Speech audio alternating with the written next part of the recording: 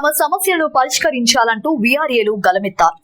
సంవత్సరాలు గడుస్తున్నా తమ సమస్యలను పరిష్కరించడం లేదంటూ చిత్తూరు జిల్లా పనమనేరు ఎంఆర్ఓ కార్యాలయం వద్ద నిరసన చేపట్టిన వీఆర్ఏలు ఈ సందర్భంగా తమ సమస్యలను నివేదిస్తూ స్థానిక ఎంఆర్ఓ ఇంబనాథన్ కు వీఆర్ఏలు వినతి పత్రం అందించారు.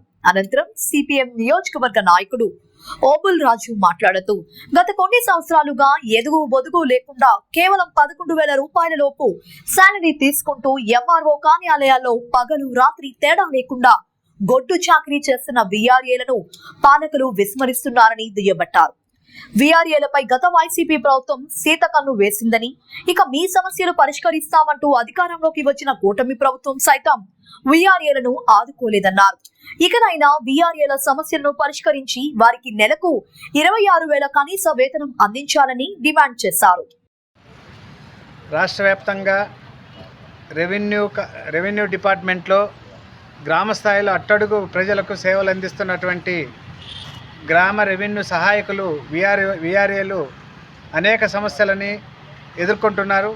వాళ్ళ సమస్యలు పరిష్కారం చేయాలని చెప్పేసి వీఆర్ఏల సంఘం రాష్ట్ర వ్యాప్తంగా వివిధ దఫాలుగా అనేక పోరాటాలని శాంతియుతంగా నిర్వహిస్తున్నప్పటికీ గత ప్రభుత్వం కానీ ఏమాత్రం పట్టించుకోలేదు.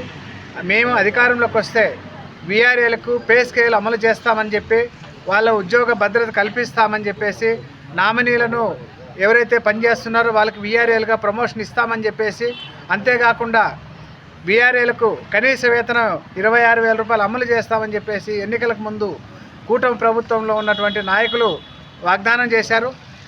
అధికారంలోకి వచ్చి సుమారు సంవత్సరం కావస్తున్నా కూడా వీఆర్ఏల సమస్యలను ఒక్కటి కూడా పట్టించుకున్నటువంటి పాపాన పోలేదు.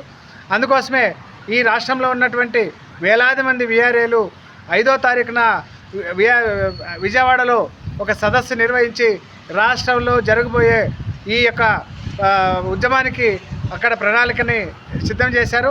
అందులో భాగంగానే మే నెల దాకా ఈ రాష్ట్ర ప్రభుత్వానికి విడతల వారీగా నిరసన కార్యక్రమాలు తెలియజేయాలని చెప్పేసి, మొదటిసారిగా తహసీల్దార్ కార్యాలయాలకి వినతి పత్రాలు ఇవ్వాలని చెప్పేసి, అదేవిధంగా ఆర్డీఓ కార్యాలయాలకి ఇవ్వాలని చెప్పేసి, దాంతోపాటు స్థానిక ప్రజాప్రతినిధులకు ఇవ్వాలని చెప్పేసి, ఆ తర్వాత కలెక్టర్ గారికి, ఆ తర్వాత ప్రభుత్వానికి నివేదించి పరిష్కారం చేయకపోతే నిరవధిక సమ్మెలోకి కూడా వెళ్ళడానికి సిద్ధంగా ఉన్నారు వీఆర్ఏలు అని చెప్పేసి ఈ సందర్భంగా మేము సిఐటిగా హెచ్చరిక చేస్తూ ఉన్నాం.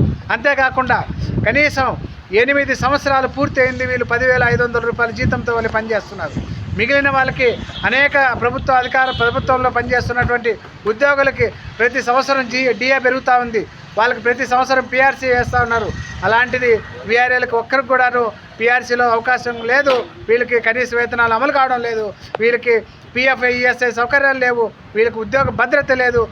అదేవిధంగా రాజకీయ వేధింపులు ఉన్నాయి. ఇతరత్ర వాళ్ళకి కనీస సౌకర్యాలు ఏవి కూడా ఇస్తున్నటువంటి పరిస్థితి లేదు. అంతేకాకుండా వీఆర్ఏలకి నైట్ డ్యూటీ చేయాల్సిన అవసరం లేదు. ఇక్కడ ప్రతి తహసీల్దార్ కార్యాలయంలో కూడా నైట్ డ్యూటీలు చేస్తూ ఉన్నారు. వాళ్ళకి రక్షణ లేకుండా పోతూ ఉంది. ప్రమాదాలు జరిగితే కూడా వాళ్ళని పట్టించుకుంటున్నటువంటి పరిస్థితి లేదు. అదే కాకుండా వీళ్ళకి చాలా జీతాలతో వీళ్ళకి తహసీల్దార్ ఆఫీస్ దగ్గర డ్యూటీలు వేస్తూ ఉన్నారు. వాళ్ళకి తిండి లేక ఇబ్బంది పడుతున్నటువంటి పరిస్థితి ఉంది.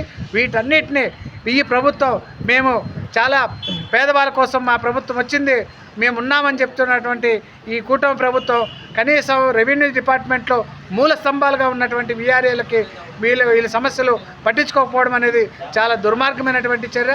ఇప్పటికే వీఆర్ఏలలో డిగ్రీలు చేసిన వాళ్ళు ఉన్నారు, పీజీలు చేసిన వాళ్ళు ఉన్నారు, కంప్యూటర్ నాలెడ్జ్ కలిగిన వాళ్ళు ఉన్నారు.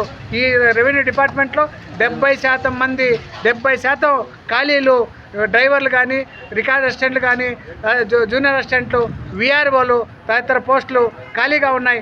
వాటన్నిటిని వెంటనే భర్తీ చేయాలని చెప్పేసి మేము డిమాండ్ చేస్తూ ఉన్నాం. వీటితో పాటు అర్హులైనటువంటి వాళ్ళు వీఆర్ఏలు ఎవరైతే ఉన్నారో వాళ్ళకందరికీ ప్రమోషన్లు ఇచ్చి వాళ్ళని ఆదుకోవాలని చెప్పేసి మేము ఈ సందర్భంగా డిమాండ్ చేస్తూ ఉన్నాం. ఈ యొక్క సమస్యల్ని వెంటనే ప్రభుత్వం దృష్టికి తీసుకొస్తున్నాం. వీటిని ప్రభుత్వం స్పందించుకోకపోతే, పట్టించుకొని పరిష్కారం చేయకపోతే ఖచ్చితంగా సమ్మెకు కూడా వెళ్తామని చెప్పేసి ఈ సందర్భంగా తెలియజేస్తా ఉన్నాం.